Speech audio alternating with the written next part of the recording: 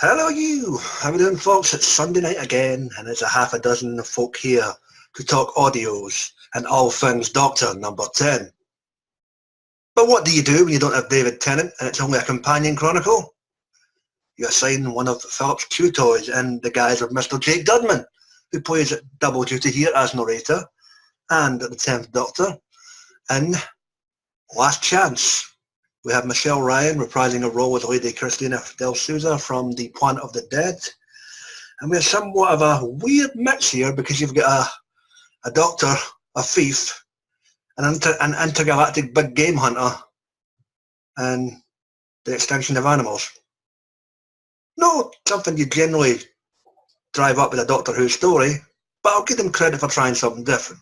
Or Guy Adams to be more specific. We're about to find out what we think of this tale, but before we get to that, let's get to this. It's your panel for this evening. Joining us with Matt, it's Sue. How are we doing, Sue?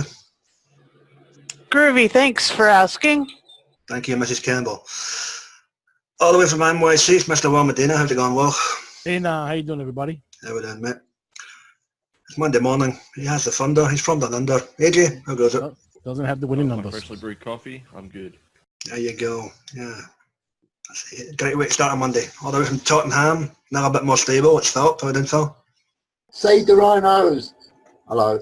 Yeah, Phil was a fan of the Black Rhino, especially Douglas. And all the way from Texas. It's a beard that must be feeling. It's Texas Timber. Timber, how goes it, man? What up? What up, man? So, we have a situation here where it's somebody else playing the Doctor. As I've maintained, Jake Dudman's no bad here, but I maintain it as a better Smith. He's really good as a narrator, I'll give him that. But where do they begin here? All right, opening thoughts, please. AJ, Jake Dudman and Michelle Ryan, Last Chance. Yeah, I really enjoyed this.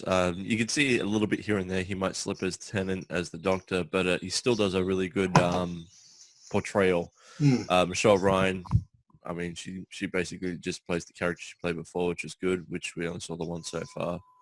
I like the story overall. It's, quite messed up. It's modern as well when you think about it, animal conservation and, saving... Carol Hand loved this story, yeah. Yeah, and also it's, he's on his way out to become 11, so he's like... yeah, this is the long goodbye, yeah. Yeah. So we'll get more into the nitty-gritty though. All right, mate. Sue, animal conservationist, what do you reckon? The simplicity of the story was great. I love the save the animals bend. I like how they skirted along the topic of the Doctor being the last of the Time Lords. Uh-huh. I seriously thought that the guy was hunting him, and that was really interesting. And that put a lot of jeopardy into it as far as and Lady Christina de Souza, really cool. I mean, really great to have her back. Fantastic. Okay, thank you. Timbo, a tad better this week. What do you reckon? Oh yeah, it was much better. I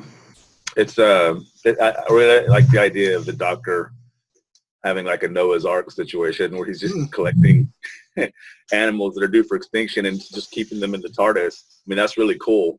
I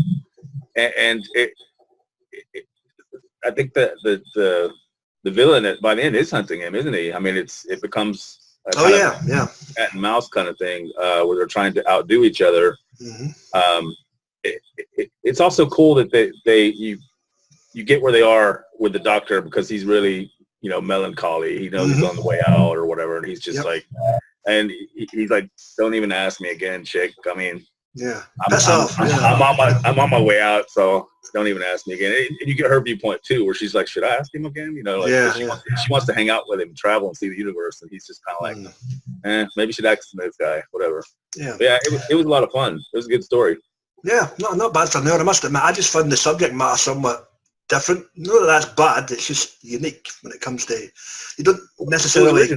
I mean, it's a good idea because it's all about people that are. I mean, creatures that are being extinct. So I mean, it's a good idea that it shows you his sympathy with those creatures because he feels the same way. That's pretty cool. There you go. Yeah, his extinction is nigh is 10, so yeah, there you go. Good symmetry, I'll be at that. Philip, how did your chew toy do, son? Jakey, or Jacob, or Jacob, or whatever you want to call him. I thought he was, you know what, I think his Tennant a lot better than his Smithy. I disagree, but we'll get to that once Smith's box set comes out. Very fair enough. And yes, the story, as everybody says, is sat between his long goodbye, as you call it, Graham. And I think that's a nice little insertion. So it gives a bit of what he did whilst he was ready to explode. The gig on Lightfoot one as well with the that's gentleman of the dice. Yes, you're right. Overall, the story itself, the conservation of the rhino, it was a bit lame to a certain level, and it kind of distracted me a little bit. In other words, I got a bit bored with it. But then when you got with the criminal, that funny, what's he called? The Diggle. The what? The Diggle. The Diggle. He was interesting to a point. I kind of liked his inclusion in the story, and I thought I did like the idea of using the TARDIS as a kind of raft to get across from one bit to the other. That was kind of with the air shell and all that, and I thought that was quite cleverly done. So that's quite good as well. And as for Michelle Ryan, she ably recaptured Christine de Souza again. Well, she's going to have to, because this is story number 1 of her new venture. So I still wish she did turn out to be a time lady of some sort. Here we go. Yeah, but she's got that kind of bearing about her when she talks. She's a Joe thief, Phil. She's essentially she's a mesh between Rain and any other posh shit you could find that's good looking. Yeah, it's true, but you know, like I said, she's got the demeanor, the looks. She could pass for a time. Also, the idea that she's rich anyway, but she steals for the fun of it. That was the whole thing with her. That's really cool. Yeah. Okay, thank you. All right. Last but not means least, Will, what do you reckon, Miss? I liked this story much better than last week's, and of course, when the Doctor and Lady de Souza was trying to save the last pair of orcas, which was something of a penguin. Yeah, I had to look it up. I said, "What the hell is that?" I looked it up, and they showed what it looked like. I say, I can't say, wow. And then of course they're trying to save the black rhinos, and he already saved 2 Tasmanian tigers, which is already extinct. It was nice to see that he's trying to save all the animals that we caused them to be extinct like that. And what was good when Lady de Souza was trying to think to ask him again to continue being his companion, she saw his expression almost like different, because he wasn't smiling, and she remembered that this is my last hurrah, because he's going to be going away. So it was good for her to team up with him to save these animals, because in like later on she realized she's not gonna be his companion, which stood out pretty good. So I gotta give her props for that. All right, kill me. Yeah, no distraction for the story this week. Jake Dudman, brilliant as a narrator as himself, and his Tennant isn't bad. It doesn't detract for the story. He keeps it moving at a fast pace. Michelle Ryan, we'll skip a beat really. It's been 9 years since the Easter special, 2009, but 2009. But no forgetting of the role there. The story, as I say, like Tim alluded to, it's original. It's not necessarily something you would associate with a sci-fi action drama, but that's what makes it unique, and that's what that's in a time period when original ideas are severely lacking. Why not? Give it a try. So yeah, it was different. Combine 2 things like that and see how it mashes out, and this mashed out pretty well for a 50-minute audio. Why not? And I especially liked the grappling hook that she wanted a copy for her heisting, but he wasn't having it. So yeah. Right, guys, any instances that stood out for you within this tale specifically? All right, Sue, stand up.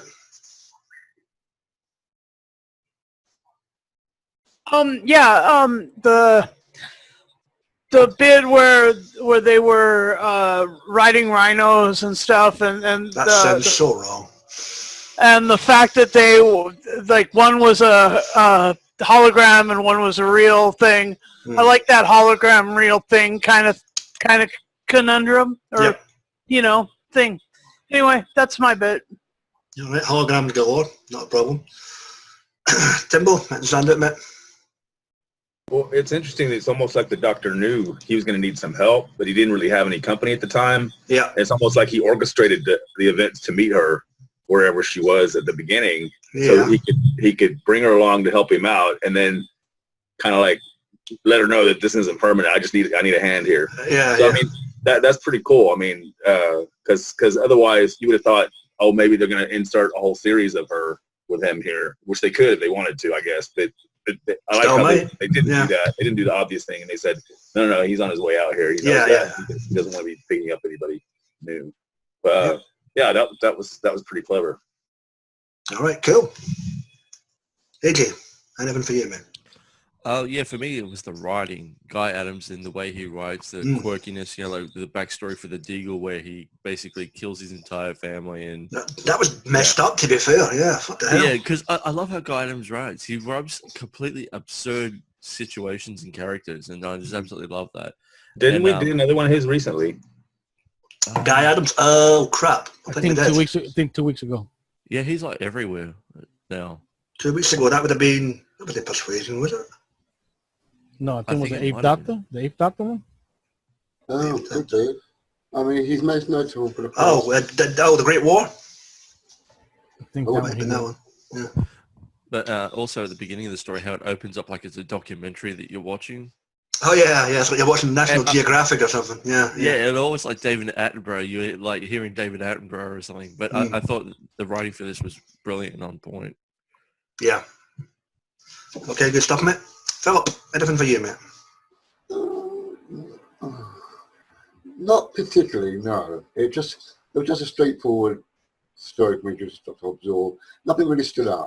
Like I said, Michelle Ryan did ably well, and of course Jake Duffin. But the story-wise, it wasn't that much of a grabber for me because it's like a conservation story. That's not something that appeals to me, to be honest. I would have liked a bit more of a monster villain sort of like adventure with her and him. But this was a little bit different from that. Probably saving that for her box coming up. This is hopefully going to be a good thing to listen to, so yeah. All right, we'll see how she gets on. We have Volume 1. I think it's next month it drops. Well, and for you, mate. I loved it how the Digger was dealt with by a lion. That was pretty cool. Oh, hungry Leo. That was a good one. And then he mentioned that the Lady de Souza was going to have a box set. I wouldn't be surprised if one of these little inventions, like the little teleport thing that was teleporting the animals to the TARDIS, or that grappling hook, ends up being her box set. So that'd be funny if one of those pops up. But she stood out pretty good like this.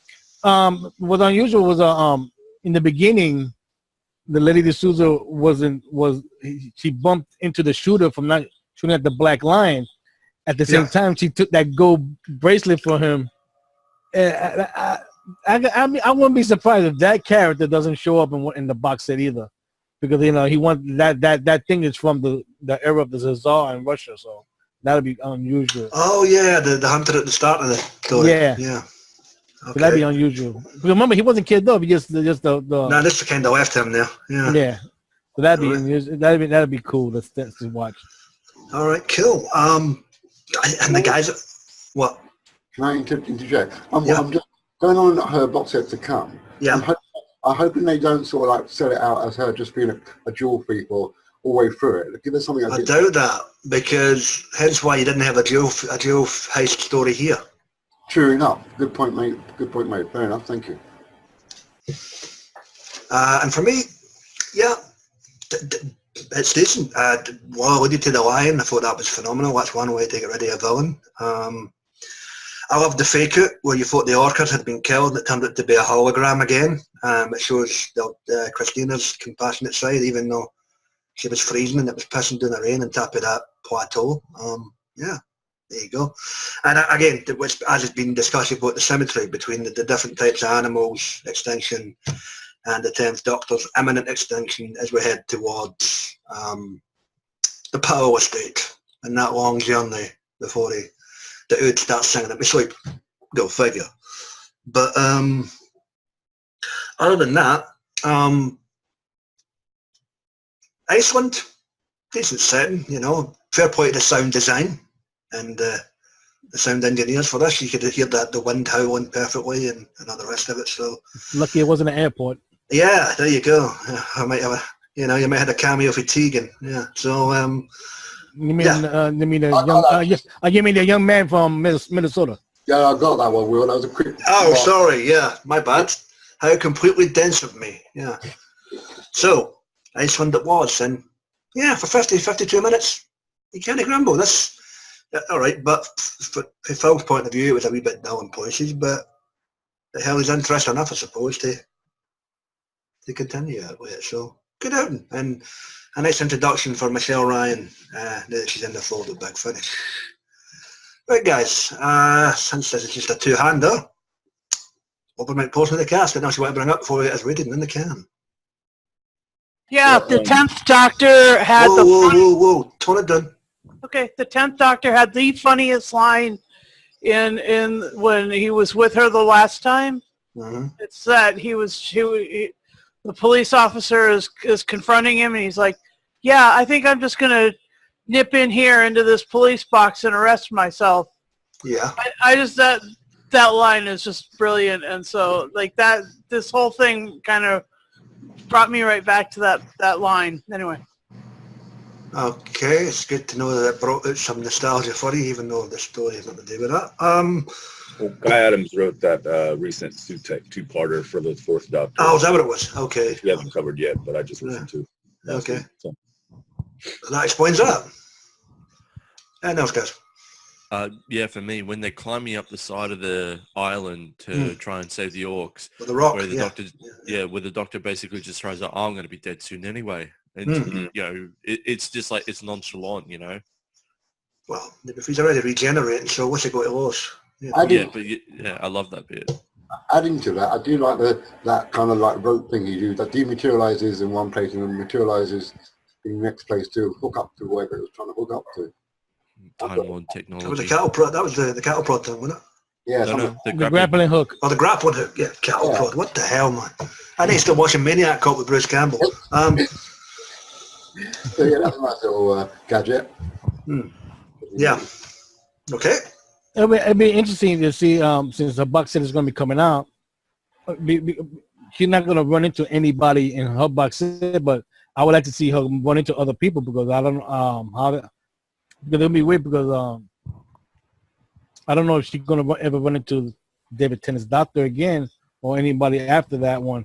But it'll be interesting to see if she runs into anybody who met the Doctor before, other companions and stuff like that. Well, we'll find it in time. I mean, I suppose at some point we're going to have to do spin-offs other than just Companion Chronicles. So let me get to her bus. That's just a flying bus. It's not a time machine bus. No, it's not an anti-Iris rip-off. It was just a one-off thing to get her out of there when the cop was there. No, but that is a wild time. But that will be featured in her box set because she's travelling by that bus, isn't she? Well, she must have a mode of transport to get to where she's going, I guess.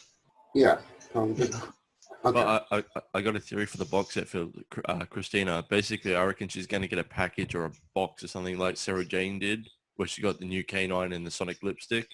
I reckon she's going to get something similar from the Doctor. You know, here's some things for your adventures along the way. Possible. But then we got too much like River Song and of course. No, we don't. One's a thief, one's an archaeologist. What is that? What I mean is giving companions X, Y, and Z devices to push them along. You want them to be a bit less reliant. Well, remember he gave 3 different companions at 3 different canines. Yeah. He gave and a sonic lipstick, and then of course a sonic screwdriver for River Song. So giving gifts to his companions is nothing new. I know it's something new, but. And to be fair, the only reason River Song got a screwdriver was to tie up nearly a 10-year story arc because the Sonic Prowl looked embarrassing. So, you know. We don't even know she might meet the Doctor at some point in the set, right? I mean, there's no reason to assume she wouldn't. Tennant might come back for a range of standalones in Volume 4 or whatever. You know, you just don't know. So, Cappy. Yeah, that's possible as well. That's easily possible. Mm-hmm. All right. Anything else, guys? Nope. Well, let's get this zippoed. It's that time again. FYI, we should not be upset that others hide the truth from us when we hide it from ourselves. How very philosophical, Will. I don't know how to respond to that. Bloody hell. Have a drink. Yeah, have a drink, yeah. Enjoy Preacher tonight, folks. Episode 5, I believe. Yeah. Oh, I forgot about that. Right. The 10th Doctor Companion Chronicles, Volume 1, Story number 4. Last Chance. Jake Dudman and Michelle Ryan. Okay, well, what do you guys out of 10, mate? I give it an 8 out of 10, but it's not a bad, a short story, but it's under an hour, so it's not bad. And I look forward to the box set that comes out next month. I can't wait to hear how stories continue on. Okay, yeah. Kudos to Michelle Ryan. AJ, what's the number from Down Under? Yeah, I'm going to give it a 9 out of 10. I thought it was a good story, and it could have even been a good episode on TV. So, yeah. CGI rhinos. Yeah, why not? Okay, so what's the you? Well, I will give it a 9 out of 10, but I'd like to save a million animals. The RSPCA sponsored this comment. Okay. Philip, what's the number, mate? Sir. My number, I'm going to give it an 8.5. You threw that in there all of a sudden. 8.5. Yeah.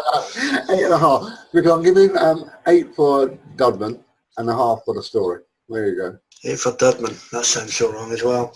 All right, thanks, mate. Timberland, what's the number then, Techie Coat? Well, I thought it was really good. I'm going to give it a 9. Excellent. Good number.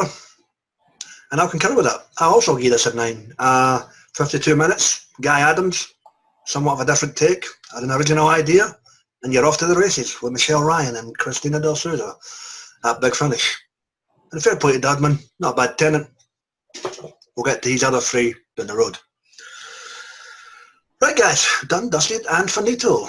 It just leaves us to divulge what we'll be tackling next Sunday. We're back into the realms of 1963 to 66 with Bill Hartnell / William Hurdle / David Bradley's First Doctor. And Phil? The Destination Wars. Yes.